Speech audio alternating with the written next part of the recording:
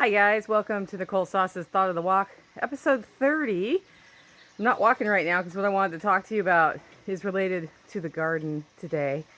I just want to show you a tour of the garden. I'll be verbally describing it too for those who hear this on the podcast only. But we have what's been referred to as the wall of tomatoes, which is a hydroponic system that has tomatoes growing up to a trellis that they will curve over. And if you look at them right now, the state of them is that the lower branches need to be trimmed off, but we're getting a fair amount of fruit off of this. And this is version 2.0 of this system over here, which is a different wall of tomatoes. And if you look at this, there's a lot of disease in there. And that's the first lesson I want to talk about today, is the lesson of the garden. When you're growing food, the cool thing about it, when you're growing anything really, I mean you can be growing other plants, is that plants talk to you and tell you what they need. Like this right here, sending up a new shoot. We're going to let that grow because at the top, it's getting this, black, blighty stuff going on. The reason this system is so much worse than the other system has to do with a water softener.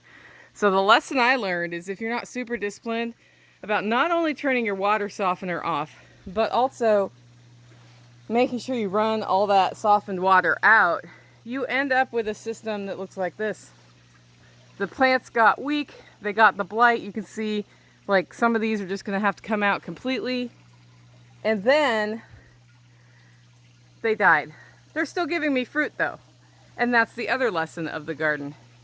You cannot go back and change time, but what you can do is move forward. When I realized what was going on, we took all the cold water in the house off of the water softener because I was never very good at running it all out. I don't know how much water to run out. It was using an awful lot of water to do that, and I don't need softened cold water. I need softened hot water for my fixtures inside not to die.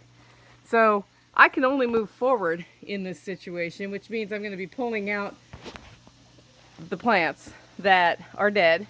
I'm going to be putting in new plants that may or may not make it, but it's the best I can do with what I have. And that's a good lesson for life too, because you can't always go back and change. Well, this is the aquaponics system. And what's in the aquaponics system is a pond area with some water plants and that rose that I cloned last year growing up in it. And there are goldfish in there. The reason there are goldfish in there instead of tilapia or something else is that, well, frankly, goldfish are very hardy and easy to raise, and this system has been a tank since it moved in. We've gone through some iterations here. I lost some fish earlier this year because my concentration of fish is not high enough, and I can only move forward. I can't look back. So I've stabilized the system, which is less than ideal from a nutrient standpoint, and moving forward, we're going to add a few more fish here in probably 10 fish in another week or two, now that I know that we don't have any more disease in there, and then go forward. But I'll tell you what, I think part of the reason we lost fish is what? That water issue. The water that was softened wasn't good for them, and even though we were running it out, that's that. But then look at what's been going on here with the aquaponics system. So the water that has fish poop in it is used to water these 3 grow beds. And, that one over there has a bunch of green onions from Aldi that I put in there. It's got the infamous Swiss chard plant that my buddy David left here 3 years ago now that still lives. It's got some echinacea growing, and it's got tromboncino squash, which can be either eaten very young as a zucchini style thing, or you can let them get bigger and you end up with winter squash, a lot like a butternut squash. And it's doing great. And then I have a pepper plant. This is a jalapeno pepper plant I got from Jack Spirko because I've been wanting to get his variety of peppers going here. I've already done the next thing in the cycle, which is move forward and start collecting things for seed. And then we have red vein sorrel down there, and some squash plants. Every year I put squash plants in, and squash vine borers get into them and they die. And every year I plant them anyway and try something new. This year they've lasted longer than ever, and they've given me some squash, but not a lot. We always joke around about that. And then the squash vine borers also get cucumbers, and I have these great cucumber plants going this year. No squash vine borers. and that's kind of cool.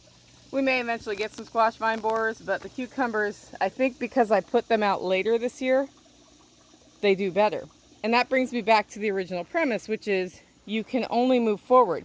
You can't go back and change things. And if you apply this to your garden, that means that last year I learned about cucumbers and this year I put them in later, right? And it means that you keep trying to move forward with the information you have and do your best. Well, here's the deal. In life, it's the same way, right? In life, you can only move forward. And when something terrible happens or you have a challenge you got to take on, guess what? You can't go back and change it. All you can do is go forward and do something different. And the only person who can make that decision to do something different is you. So what does that look like? I'm at a situation where I end up at this time every year where cash flow is a little bit challenging. I need to buy a bunch of stuff to be ready for Christmas orders of coffee. And usually at this time of year, coffee sales are a little bit low because it's hot and people don't want cold brew who don't want hot coffee. I don't understand it. I love my coffee any time of year, any climate, doesn't matter. But other people are different than I am, and I need to acknowledge that. And it seems like no matter how much money I save in the winter, I run into the beginning of August going, how's that business cash flow? Because I need to buy 2 pallets of coffee. I need to buy all this stuff that's going to get shipped out as Christmas gifts. And I need to set the foundation for the rest of the year so that, guess what? I'm not scrambling in October with orders and no green coffee beans, right? And what that means is that I can't go back and change the past. I can't save even more in the winter than I did, but I can make decisions to move in the future. And what that looked like for me this year, I took some hourly projects that I don't usually do because I don't want to put green coffee beans on a credit card.